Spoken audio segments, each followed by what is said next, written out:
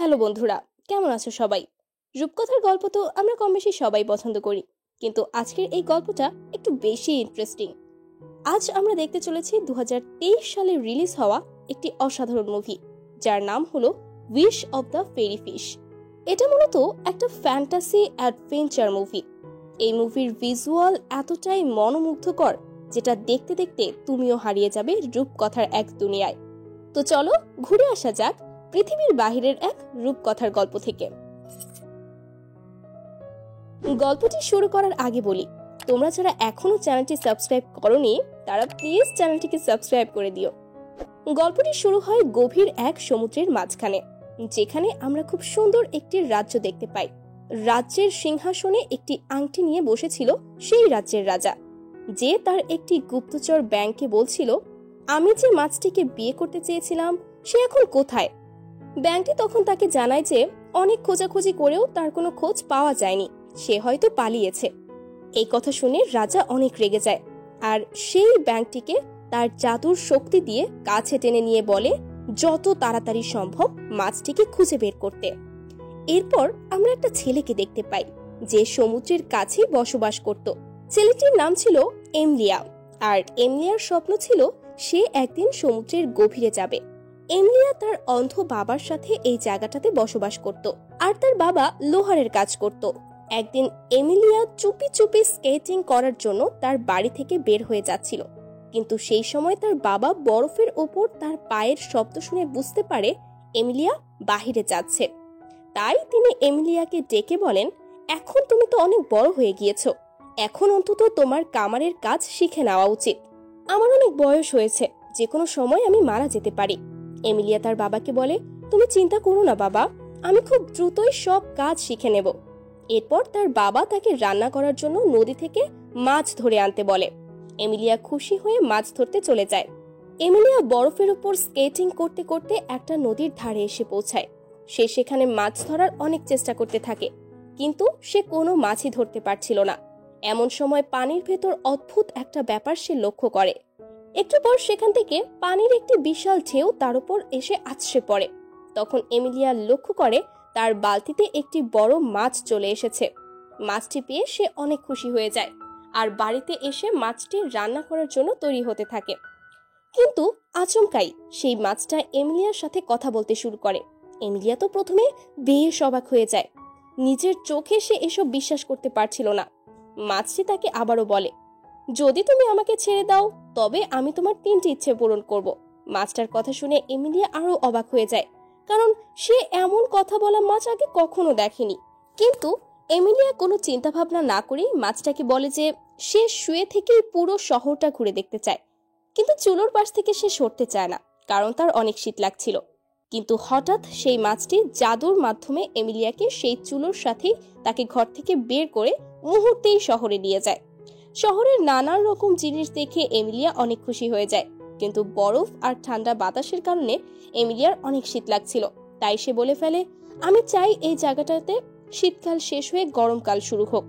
তখন সেই মাছ তার জাদুর সাহায্যে দেখতে দেখতেই চারপাশের বরফকে গায়েব করে ফেলে, এবং ধীরে ধীরে বরফ গলতে শুরু করে এবং সবুজ প্রকৃতি বেরিয়ে আসতে থাকে। দেখতে দেখতেই মুহূর্তের মধ্যে সেখানে গরমকাল চলে আসে, ফলে সমস্ত জায়গার বরফ গলে যায়, এবং যে নদীটি বরফে ঢেকেছিল সেই নদীটির সমস্ত বরফও গলে যায়। এমন সময় মাছটি তাকে বলে, তোমার কিন্তু 2টো ইচ্ছে পূরণ হয়ে গিয়েছে, এখন তোমার কাছে আর মাত্র একটি ইচ্ছে রয়েছে, তাই তোমার শেষ ইচ্ছেটা পূরণ হলেই আমি চলে যাব। এমিলিয়ার তখন মন খারাপ হয়ে যায়, সে তার 2টি ইচ্ছেকে খুব সহজেই নষ্ট করে ফেলেছে। তারপর এমিলিয়া কোনো কথা না বলে সেই মাছটাকে নিয়ে সামনে চলতে শুরু করে। এভাবে চলতে চলতে বনের মধ্যে তাদের সামনে একসময় ডাকাত চলে আসে। ডাকাতরা এমিলিয়ার কাছে মূল্যবান কোনো কিছুই খুঁজে পায় না, তাই শেষে তারা তার হাত থেকে মাছের বালতি কেড়ে নিয়ে চলে যেতে শুরু করে। কিন্তু এমিলিয়া কোনোভাবেই সেই বালতিটাকে হারাতে চায় না। এ কারণে সে ডাকাতের সাথে ধস্তাধস্তি করে বালতিটাকে ছিনিয়ে নেয়, আর এক দৌড়ে বালতি থেকে মাছটি নদীতে ছেড়ে দেয়। তখন সেই ডাকাতরা তার উপর অনেক রেগে যায়। তারা তাকে ধরে একটি গাছের ডালে উল্টো করে ঝুলিয়ে রেখে চলে যায়। এভাবে এমিলিয়া কিছুক্ষণ সেখানে ঝুলে থাকার পর একটা মেয়েকে তার দিকে আসতে দেখে। ওই মেয়েটা এমিলিয়াকে সেখান থেকে মুক্ত করে। এমিলিয়া মেয়েটার কাছে তার পরিচয় জানতে চায়। তখন মেয়েটি তাকে বলে, একটু আগে তুমি যাকে ডাকাতদের থেকে বাঁচিয়ে নদীতে ফেলে দিলে, আমি সেই মাছ। এমিলিয়া তখন মেয়েটার একটা চকমকে স্কার্ফ দেখে বুঝতে পারে সে সত্য কথাই বলছে। তারপর এমিলিয়া মেয়েটার নাম জানতে চাইলে মেয়েটা তাকে বলে তার নাম ম্যাজিক পাইক। এমিলিয়া পাইকের স্কার্ফ নিজের কাছে নিয়ে নেয় যাতে সে চলে যেতে না পারে। এবার সে পাইককে বলে তার তৃতীয় ইচ্ছাটা এখনো পূরণ হয়নি, আমি চাই তুমি আমার সেই ইচ্ছাটা পূরণ করো। তখন পাইক বলে ঠিক আছে, তোমার শেষ ইচ্ছাটা বলো। এমিলিয়া বলে যেটা আমি তোমাকে পরে জানাবো, কিন্তু আমার অন্য একটা ইচ্ছে রয়েছে, সেটা হলো আমি ছোট থেকেই চাই রুশের রাজকুমারীকে বিয়ে করতে, কিন্তু আমি এটা নিজে থেকেই করতে চাই, আর আমি চাই এই কাজে তুমি আমার পাশে থাকো। পাইক বলে ঠিক আছে, আমি তোমার পাশে থাকবো। অন্যদিকে রুশের রাজকুমারী ছিল ইংল্যান্ডের প্রিন্সেসের সাথে, যে রাজকুমারীকে মূল্যবান সব জিনিস উপহার দিয়ে খুশি করতে চাইছিল। সেখানে সে রাজকুমারীকে এমন একটা বাদ্যযন্ত্র দেখায় যেটা নিজে নিজেই বেজে উঠত, কিন্তু সেই বাদ্যযন্ত্রের ভেতর বসে আসলে এক মোটা লোক সেটাকে বাজাচ্ছিল, কিন্তু সবাই ভাবছিল বাদ্যযন্ত্রটা হয়তো নিজে নিজেই বেজে চলছে। এরই মধ্যে এমিলিয়া ও পাইক সেখানে পৌঁছে যায় আর দূর থেকে তাদের কথা শুনতে থাকে। এখানে আমরা জানতে পারি রাজা আসলে ইংল্যান্ডের প্রিন্সেসকে তেমন একটা পছন্দ করে না, তাই সে তাকে নিচু দেখাতে বলে, আমি যা দেখেছি তার কাছে এটা তেমন কিছুই না। আমি তো এমন বিড়াল দেখেছি যে গান গাইতে পারত, তার গান শুনে আশেপাশের লোকজন নাচতে শুরু করত। তখন রাজকুমার বলে সত্যি, তাহলে তো আমিও ওই বিড়ালটাকে দেখতে চাই। তাদের এসব কথা শুনে এমিলিয়া একটু সময় নষ্ট না করে দৌড়ে তাদের সামনে আসে। সে রাজাকে বলে সে সেই গান গাইতে পারা জাদুর বিড়ালকে তাদের সামনে ধরে আনতে পারবে, কিন্তু তার শর্ত হলো তাকে রাজকুমারীর সাথে বিয়ে দিতে হবে। এটা শুনে রাজকুমারী অনেক অবাক হয়ে যায়, কিন্তু রাজা এমিলিয়ার সাহস দেখে মুগ্ধ হয়ে যায়, তাই সে তার শর্তকে মেনে নেয়। এবার এমিলিয়া সেই বিড়ালটাকে খুঁজতে বেরিয়ে পড়ে, কিন্তু পাইক তাকে বোঝায় সেই বিড়ালকে ধরা এতটা সহজ নয়। যখনই কোনো মানুষ এই বিড়ালের কাছে যায়, বিড়াল তখন তাকে যে কোনো একটা গান বেছে নিতে বলে। যদি বিড়াল কষ্টের গান গেয়ে ফেলে তবে মানুষ কাঁদতে কাঁদতে মরে যায়, আর যদি বিড়ালটা খুশির গান গায় তবে মানুষরা তখন নাচতে থাকে যতক্ষণ পর্যন্ত না তারা নাচতে নাচতে মারা যায়। কিন্তু এমিলিয়া তবুও তার সংকল্প থেকে পিছু হটে না। তারা খুঁজতে শুরু করে সেই গান গাইতে পারা জাদুর বিড়ালকে। একটা সময় রাত হয়ে যায়, তখন এমিলিয়া পাইকে সঙ্গে নিয়ে একটা ঘন জঙ্গলের ভেতর ঢুকে পড়ে। অবশেষে তারা কঠিন রাস্তা অতিক্রম করে সেই বিড়ালের কাছে এসে পৌঁছায়। বিড়াল তাকে একটা গান বেছে নিতে বলে। তখন এমিলিয়া বিড়ালকে একটা দুঃখের গান গাইতে বলে। যখন বিড়াল গান গাইতে শুরু করে তখন তার সাথে এমিলিয়াও গাইতে শুরু করে, কারণ এই গানটা ছিল সেই গান যেটা তার মা তাকে ছোটবেলায় শোনাতো। একটু পর বিড়াল দেখতে পায় এই গানে এমিলিয়ার কোনো কিছুই হচ্ছিল না, তাই বিড়াল কাঁদতে শুরু করে। শেষমেশ বিড়ালটি এমিলিয়ার সাথে যাওয়ার জন্য রাজি হয়ে যায়। অন্যদিকে পাইককে দেখতে পাই যে একটা নদীর কিনারায় বসে অপেক্ষা করছিল। এমন সময় তার সাথে দেখা হয় সমুদ্রের রাজা টিসারের সেই জাদুর ব্যাঙের সাথে। সেই ব্যাঙটি তাকে বলে তুমি আমার সাথে চলো, সমুদ্রের রাজা তোমাকে বিয়ে করার জন্য সব আয়োজন করে ফেলেছে। পাইক বলে তুমি তাকে গিয়ে বলো আমি কোনোভাবেই তাকে বিয়ে করব না। তখন এমিলিয়া সেখানে চলে আসে। একটু পর তারা রাজপ্রাসাদের উদ্দেশ্যে চলতে শুরু করে। চলতে চলতে তারা একটা সময় রাজ দরবারে পৌঁছে যায়। সেখানে ইংল্যান্ডের রাজকুমার রাজকুমারীকে বিয়ে করার জন্য প্রপোজ করছিল, কিন্তু তখনই এমিলিয়া সেখানে বিড়ালটাকে নিয়ে প্রবেশ করে, আর তাদের দেখে সবাই অনেক অবাক হয়ে যায়। এরপর বিড়াল একটা গান গাইতে শুরু করে। বিড়ালের গান শুনে তখন সব লোক নিজে থেকেই সেখানে নাচতে শুরু করে, কিন্তু একটু পর পরিস্থিতি আরো খারাপ হতে শুরু করে। তারা নিজেদের নিয়ন্ত্রণ হারিয়ে ফেলে, তাদের কিছুতেই থামানো যাচ্ছিল না। নাচতে নাচতে তাদের অবস্থা খারাপ হয়ে যাচ্ছিল, তাই এমিলিয়া বিড়ালটাকে গান থামাতে বলে। তখন সবাই নাচ বন্ধ করে স্বাভাবিক অবস্থায় ফিরে আসে। এই ঘটনায় এমিলিয়ার সাহস দেখে রাজা তার উপর অত্যন্ত খুশি হয়ে যায়। তিনি এমিলিয়ার শর্ত মতো রাজকুমারীর সাথে তাকে বিয়ে দেবার জন্য রাজি হয়ে যায়, কিন্তু রাজকুমারী এমিলিয়ার মতো একটা সাধারণ ছেলেকে বিয়ে করতে চায় না। এজন্য সে বুদ্ধি করে এমিলিয়াকে আরেকটা কঠিন কাজ করতে বলে। কাজটা কি সেটা তাকে পরে জানাবে বলে চলে যায়। আসলে রাজকুমারী চাইছিল কাজটা যেন খুব কঠিন হয়, যেটা এমিলিয়ানো করতে পারবে না। তাই সেই রাতে রাজকুমারী তার মৃত মায়ের আত্মার সাথে দেখা করে। তার মা তাকে এমিলিয়ার জন্য সেই কঠিন কাজটা কি সেটা বলে দেয়। পরের দিন সকালে সেই ইংল্যান্ডের রাজকুমার রাজাকে খুশি করার জন্য আরেকটা যন্ত্র দেখায়, যেটার ভেতরেও একটা বেটে মানুষ বসেছিল। যে যন্ত্রটার ভেতরে বসে ফুলের জুস বানিয়ে বানিয়ে বাইরে বের করছিল। এই অদ্ভুত যন্ত্রটাকে দেখে রাজা বেশ অবাক হয়ে যায়। সেই সময় সেখানে রাজকুমারী চলে আসে আর সে তার পরবর্তী শর্ত এবার রাজাকে জানায়। সে বলে তার একটা জাদুর মাদুর চাই, যেটা টেবিলের উপর রাখতেই সব খাবার নিমিষেই সামনে হাজির করতে পারবে। এই কথা শুনে রাজা এমিলিয়াকে ডেকে পাঠায়, তাকে সেই জাদুর মাদুর খুঁজে আনতে বলে। দ্রুতই এমিলিয়া আর পাইক সেই জাদুর মাদুর খুঁজতে বেরিয়ে পড়ে। রাস্তায় পাইক এমিলিয়াকে বলে এই জাদুর মাদুর রয়েছে দুই ভাইয়ের কাছে, যারা একসময় যোদ্ধা ছিল। তারা সেই মাদুরটি পাওয়ার পরে বনে বসবাস শুরু করে, কারণ তারা সেখানে কোনো পরিশ্রম ছাড়াই মাদুরটির মাধ্যমে যখন যা ইচ্ছা তাই খেতে পারত। কিছু দূর যাওয়ার পর তারা ক্লান্ত হয়ে গেলে একটা বৃদ্ধ দম্পতির বাড়িতে তারা বিশ্রাম নেওয়ার জন্য থামে। তারা সেখানে থাকা বৃদ্ধ লোকটার কাছে কিছু খাবার চায়। সেই লোকটা তাদের অল্প কিছু খাবার এনে খেতে দেয় আর তাদের বলে, মা, এই বছর ফসল তেমন ভালো হয়নি, তাই তোমাদের বেশি খাবার দিতে পারছি না, আমি খুবই দুঃখিত।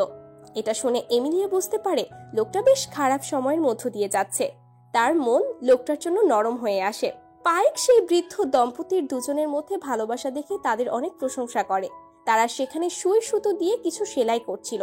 তাদের ভালোবাসা দেখে এমিলিয়া ও পাইকের মন ভালো হয়ে যায়। বৃদ্ধ দম্পতিকে বিদায় দিয়ে তারা বেরিয়ে পড়ে তাদের উদ্দেশ্যে। তখন পাইক এমিলিয়াকে বলে, তুমি সেখানে যে সুই এবং সুতোটি দেখতে পেয়েছো, ভালোবাসাটাও ঠিক সুই এবং সুতোর মতোই। দুজন মানুষ একে অপরকে ভালোবাসলে তাদের সম্পর্কটাও সুই ও সুতার মতোই হয়ে যায়। এরপর তারা চলতে চলতে এবার পাথরের দেশে পৌঁছে যায়, যেখানে তারা দুজন মোটা মানুষকে দেখতে পায়। তারা সেখানে অনর্গল খেয়েই যাচ্ছিল। এরা হলো সেই দুই ভাই যাদের কাছে সেই জাদুর মাদুরটি রয়েছে। এরা দুই ভাই বেশি খেয়ে খেয়ে নিজেদের জীবন নিয়ে অতিষ্ঠ হয়ে পড়েছিল। তারাও মনে মনে এটা চাইছিল যে কেউ একজন তাদের কাছে আসুক আর তাদের থেকে সেই মাদুরটা নিয়ে যায়। এমিলিয়া দুই ভাইয়ের কাছে গিয়ে সেই মাদুর চুরি করার চেষ্টা করে, কিন্তু দুই ভাই তার মাথায় নারিকেল ছুঁড়ে হামলা করে। এমিলিয়াকে মেরে তারা তাকে বেহুশ করে দেয়। এসব দেখে পাইক এমিলিয়ার কাছে আসে আর সেই দুই ভাইয়ের কাছ থেকে পানি চায়। যখনই তারা তাকে পানি দিতে যাবে, তখনই তারা তাদের নিজেদের চেহারার প্রতিচ্ছবি পানিতে দেখতে পায়। তখন তাদের মন বেশ খারাপ হয়ে যায়। তারা তাদের অতীতের কথা ভাবে যে তারা একসময় দুজনেই সাহসী সৈনিক ছিল, যারা তুর্কির সুলতানের বিরুদ্ধে যুদ্ধ করেছে। কিন্তু এখন তারা খেয়ে খেয়ে এত মোটা হয়ে গিয়েছে যে ওদের জন্য চলাচল করাও মুশকিল হয়ে গিয়েছে। তারা পাইককে মাদুরটা নিয়ে চলে যেতে বলে। শেষ সময় তাদের মন বদলে যায়, কিন্তু পাইক অনেক বুদ্ধিমান একটি মেয়ে। সে তাড়াতাড়ি সেই জাদুর মাদুর আর এমিলিয়াকে নিয়ে সেখান থেকে পালিয়ে যায়। যখন এমিলিয়ার জ্ঞান ফিরে আসে, তখন সে মাদুরটি দেখে অনেক খুশি হয়ে যায় আর একটা জায়গায় অনেক ফুল দেখতে পেয়ে রাজকুমারীর জন্য ফুল তুলতে শুরু করে। কিন্তু পাইক তাকে বোঝানোর চেষ্টা করে রাজকুমারী তোমাকে মেরে ফেলতে চায় আর তুমি তার ভালোবাসায় পাগল হয়ে গেছো। কিন্তু এমিলিয়া তার কোনো কথাই শুনতে রাজি ছিল না। সে উল্টো পাইককে একটা কবিতা শোনায়, যেটা সে রাজকুমারীকে নিয়ে লিখেছে। সেই কবিতার শেষে সে তাকে বিয়ের জন্য প্রপোজ করবে। এই কবিতা পাইকের মন ছুঁয়ে যায়। কবিতা শুনে সে নিজের মধ্যে এতটাই হারিয়ে যায় যে সে নিজেই এমিলিয়াকে বিয়ে করার জন্য হ্যাঁ বলে দেয়। কিন্তু সঙ্গে সঙ্গে পাইক নিজেকে নিয়ন্ত্রণ করে তার কল্পনা থেকে বেরিয়ে আসে আর এমিলিয়াকে বলে, তোমার আসলে অন্য কাউকে ভালোবাসা উচিত, যে তোমাকে খুব ভালোবাসে, এই শয়তান রাজকুমারীকে নয়। এরপর তারা দুজনে যখন মাদুর নিয়ে শহরে পৌঁছায়, তখন রাজা ও রাজকুমারী দুজনেই জেনে যায় যে এমিলিয়া সেই জাদুর মাদুর নিয়ে ফিরে এসেছে। তারা দুজনে শহরে একটা জায়গায় এসে দাঁড়ায়। সেখানে তারা দেখতে পায় এমিলিয়া সেই মাদুরের সাহায্যে শহরের সব লোকদের ফ্রিতে খাবার দিচ্ছে। তার এই জাদুর মাদুরের জন্য শহরের প্রত্যেকটা মানুষের মধ্যে আজ আনন্দ ও খুশি ছড়িয়ে পড়ে। সকলেই এমিলিয়ার এই কাজের জন্য বেশ প্রশংসা করে। এরপর উপায় না পেয়ে রাজকুমারী এখন এমিলিয়াকে বিয়ে করার জন্য রাজি হয়ে যায়। কিন্তু এবারও রাজকুমারী তার শেষ একটি শর্তের কথা বলে, আর সেটা হচ্ছে এমিলিয়াকে রাজকুমারীর মৃত মায়ের আত্মার কাছ থেকে তাদের বিয়ের অনুমতি আনতে হবে। এমিলিয়া এবারও শর্ত মেনে নেয়। এবার রাতে পাইক এমিলিয়াকে মৃত মানুষের জগতে যাওয়ার রাস্তা বলে দেয়, কিন্তু সে এমিলিয়াকে এটাও বলে সতর্ক করে যে আজ পর্যন্ত মৃতদের সেই জগৎ থেকে কেউ ফিরে আসতে পারেনি। কিন্তু এমিলিয়া তার কথায় অটুট থাকে, সে সেখানে যাবেই। রাস্তায় এমিলিয়ার সাথে তার বাবার দেখা হয়ে যায়, কিন্তু এমিলিয়া লুকিয়ে থাকে, কারণ তার বাবা যেন জানতে না পারে সে এখানে এসেছে। অন্যদিকে পাইক এমিলিয়ার বাবার সাথে কথা বলছিল। এমিলিয়ার বাবা এমিলিয়াকে নিয়ে অনেক ভালো ভালো কথা বলে। তার বাবার একটা সময় অনুভব হতে থাকে এমিলিয়া হয়তো আশেপাশেই রয়েছে, তাই সে এমিলিয়াকে নাম ধরে ডাকে। এমিলিয়া এবার তার বাবার কাছে আসে, তার বাবার কাছে তার সব দুষ্টুমির জন্য ক্ষমা চায়। এবার সে পাইকের কাছে তার শেষ একটা ইচ্ছা পূরণ করার কথা বলে। এমিলিয়া পাইককে বলে সে চায় তার বাবা যেন চোখের দৃষ্টি ফিরে পায়। পাইক তার এই ইচ্ছেটা পূরণ করে। এবার এমিলিয়ার বাবার চোখের দৃষ্টিশক্তি ফিরে আসে। সে এবার এমিলিয়াকে দু চোখ ভরে দেখতে পায়। এরপর তারা দুজন এমিলিয়ার বাবাকে বিদায় জানিয়ে একটা নদীর ধারে এসে পৌঁছায়। এবার বাকিটা পথ এমিলিয়াকে একা যেতে হবে। এমিলিয়া পাইকের সে স্কার্ফ ফিরিয়ে দেয় আর তাকে সবকিছুর জন্য ধন্যবাদ জানায়, কিন্তু পাইক তার সাথে থেকে তাকে সাহায্য করতে চায়, এমিলিয়াকে ছেড়ে যেতে চায় না। এরপর তারা দুজনেই নদী ধরে চলতে শুরু করে। একটা সময় তারা মৃত মানুষের দুনিয়ায় পৌঁছে যায়। সেখানে মৃতের জগতের রাজা তাদের সাথে দেখা করতে আসে। আর এখানে আমরা জানতে পারি পাইক আসলে এই রাজারই মেয়ে। সে অতীতে একটা সময় তারই বাবার রাগের কারণে মাছে পরিণত হয়েছিল, যেটা ছিল এক প্রকার অভিশাপ। সেখানে পাইক তার বাবাকে বলে রাজকুমারীর মায়ের আত্মাকে তাদের কাছে আনতে। যখন রাজকুমারীর মায়ের আত্মা সেখানে আসে তখন আমরা জানতে পারি তাকে না খেয়ে থাকার অভিশাপ দেওয়া হয়েছিল। এর ফলে সে কোনো কিছুই খেতে পারতো না, এ কারণে সে একসময় মারা যায়। এমিলিয়া রানীর আত্মাকে বলে আমি তোমার মেয়েকে বিয়ে করতে চাই, কিন্তু রাজকুমারীর মা বিয়েতে রাজি হয় না। এসব দেখে পাইকের বাবার মনে হয় এখন তার এই ছেলেটাকে সাহায্য করা প্রয়োজন, তাই সে রানীর অভিশাপ মুক্ত করে, তার সামনে খাবার এনে দেয়। এবার রানী রাজকুমারীর বিয়েতে রাজি হয়ে যায়। অন্যদিকে এসব কিছু রাজাও একটা জাদুর আয়নায় দেখছিল, সে সব দেখে আনন্দে নেচে ওঠে। এদিকে পাইক তার বাবাকে শেষ বিদায় জানায়। তখন তার বাবা বলে এখান থেকে চলে যাওয়ার পর এখানে যা হয়েছে এমিলিয়া সব ভুলে যাবে। এটা শুনে পাইক অনেক দুঃখ ভরে এমিলিয়াকে দেখে একটু হাসে। পরের দিন সকালে যখন এমিলিয়ার ঘুম ভাঙে তখন সে পাইককে আর চিনতে পারে না। সে তার কাছ থেকে দৌড়ে পালায়। তখন পাইক আবার মাছে রূপান্তরিত হয়ে পানিতে চলে যায়। এরপর আমরা দেখি এমিলিয়া রাজকুমারীর কাছে এসে তাকে প্রপোজ করার বদলে তাকে এটা বলে যে সে অন্য কাউকে ভালোবাসে, কিন্তু সে কে এটা তার মনে নেই। সে রাজকুমারীকে আর বিয়ে করতে চায় না। এটা শুনে রাজকুমারী অনেক রেগে যায় আর এমিলিয়াকে বন্দি করে ফেলে। তারপর তার চোখ বেঁধে তাকে একটা জায়গায় দাঁড় করিয়ে রাখে। সেখানে সবার সামনে একজন ঘোষণা দিতে থাকে যে এমিলিয়া যে কাজগুলো করেছে তার সবই কালো জাদুর সাহায্য করেছে, তাই রাজকুমারীকে ধোঁকা দেওয়ার জন্য এখন তাকে মৃত্যুদণ্ড দেওয়া হবে। এটা শুনে রাজা হতাশ হয়ে সেখান থেকে চলে যায়। কিন্তু তখন পাইক সেখানে চলে আসে আর রাজকুমারীকে বলে এমিলিয়াকে ছেড়ে দেওয়ার বদলে সে তার যে কোনো 3টি ইচ্ছা পূরণ করবে। এটা শুনে রাজকুমারী এমিলিয়াকে ছেড়ে দেয় আর সে তার প্রথম ইচ্ছের কথা বলে, সেটা হচ্ছে সে এই রাজ্যের রানী হতে চায়। পাইক তখন তাকে সেই রাজ্যের রানী বানিয়ে দেয়। এবার সে তার বাবার কাছ থেকে তার মুকুট ছিনিয়ে নেয় আর নিজের ঘরেই তাকে বন্দি করে ফেলে। রাজকুমারীর পরে ইচ্ছা ছিল সে যেন ইংল্যান্ডের রাজকুমারের সাথে বিয়ে করতে পারে, আর তখনই সেখানে একজন লোক তার কাছে ইংল্যান্ডের রাজকুমারের বিয়ের প্রস্তাব নিয়ে আসে। তখন তার এই ইচ্ছেটাও পূরণ হয়ে যায়। অন্যদিকে এমিলিয়া নিজের বাড়িতে চলে যায়। সেখানে সে সব সময় তার ভালোবাসার মেয়েটার কথা মনে করার চেষ্টা করছিল। একটা সময় তার বাবার সাথে তার কথা বলার সময় তখন তার বাবা সুই আর সুতার কথা বলে। তখন এমিলিয়ার মনে পড়ে যায় সে যে মেয়ের কথা ভাবছে সেটা পাইক। সে পাইককেই ভালোবাসে। সে এটা বুঝে গিয়েছিল আসল খুশি কাউকে খুশি করার মাধ্যমে, খুশি দেওয়ার মাধ্যমেই, সবসময় নিজের খুশির কথা চিন্তা করে নয়। তখন তার পাইকের সাথে কাটানো সময়ের কথা মনে পড়ে আর সে তাকে খুঁজতে শহরে যাওয়ার জন্য বেরিয়ে পড়ে। সাথে তার বাবা এবং সেই 2 ভাই যাদের কাছে যেই জাদুর মাদুর রয়েছিল তারাও তার সাথে যোগ দেয়। তারা একটা সময় শহরের দরজা ভেঙে শহরে প্রবেশ করে আর পাইককে খুঁজতে শুরু করে। একটা সময় পাইক এমিলিয়াকে দেখতে পায়। পাইকের বিশ্বাস হচ্ছিল না এমিলিয়া তাকে চিনতে পেরেছে। তখন রাজকুমারী তাদের মধ্যে চলে আসে। সে পাইককে বলে তার শেষ ইচ্ছা হলো সে পাইকের মতো জাদুর মাছ হতে চায়। পাইক তখন তার শেষ ইচ্ছাটাও পূরণ করে দেয়। তখন রাজকুমারী পাইকের মতো একটা মাছ হয়ে যায়। মাছ হওয়ার পর সে জাদু প্রয়োগ করে পাইককে মারতে চায়, কিন্তু সে তাকে মারতে পারছে না। সে কোনো জাদুর ব্যবহারও করতে পারছে না। তখন পাইক তাকে বলে জাদুর প্রয়োগ শুধু তারাই করতে পারবে যাদের মধ্যে জন্ম থেকেই এই শক্তিটি রয়েছে। তখন রাজকুমারী বুঝতে পারে সে আর কোনো কাজের নয়। এমন সময় দেখা যায় সেখানে থাকা একটা কুয়োর ভেতর থেকে অনবরত পানি বের হতে থাকে, আর কিছুক্ষণের মধ্যে সেখানে বেরিয়ে আসে মাছের রাজা টিসার। সে আসলে পাইককে খুঁজতে সেখানে এসেছে। তবে সে যখন রাজকুমারীকে মাছের রূপে দেখে তখন সে ভাবে এটাই হয়তো সেই জাদুর মাছ যাকে সে বিয়ে করতে চায়। তাই সে রাজকুমারীকে নিয়ে সেখান থেকে চলে যায়। অন্যদিকে রাজ্যের সবাই রাজকুমারের হাত থেকে মুক্তি পেয়ে অনেক খুশি হয়ে যায়, আর তারা সবাই মিলে সেখানে আনন্দ করতে থাকে।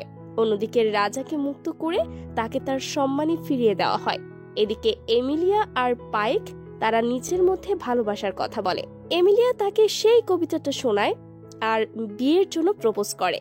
তারপর তারা রাজ্যের সবার কাছ থেকে বিদায় নিয়ে চলে যায় তাদের নতুন জীবন শুরু করতে। আর এখানেই এই অসাধারণ গল্পটি শেষ হয়ে যায়।